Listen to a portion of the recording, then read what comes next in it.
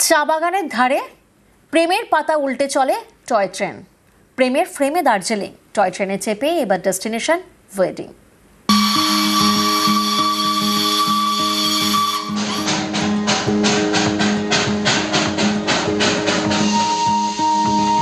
পাহাড়ের পাকদণ্ডি পেরিয়ে কুচিকচিক প্রেমের পাতা উল্টে চলে টয় ট্রেন পাহাড়ের গা বেয়ে চা বাগানের মধ্যে দিয়ে। এই টয় ট্রেনে চেপে এবার করা যাবে বিয়ে, মেঘেদের সাক্ষী রেখে। দার্জিলিং হিমালয়ান রেলওয়ের বক্তব্য, মার্চ মাস থেকেই চালু হবে টয় ট্রেনে বিয়ের পরিষেবা।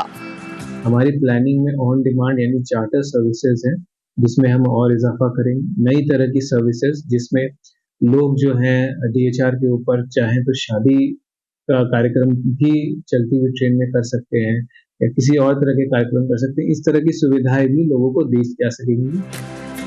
মেঘ পিয়নে বাঙালির প্রেম দার্জিলিং, সেখানে ডেস্টিনেশন ওয়েডিং, তাও আবার টয় ট্রেনে চেপে।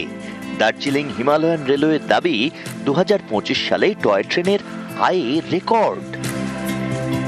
2024 সালে আয় হয়েছিল প্রায় 21 কোটি টাকা, 2025 সালে তা বেড়ে প্রায় 25 কোটি টাকা। এরপরেই নতুন রুটে পরিষেবা চালুর সিদ্ধান্ত রেলের। দার্জিলিং থেকে ঘুম হয়ে বাতাসিয়া পর্যন্ত একই সঙ্গে চালু হবে টয় ট্রেনে বিয়ের পরিষেবা।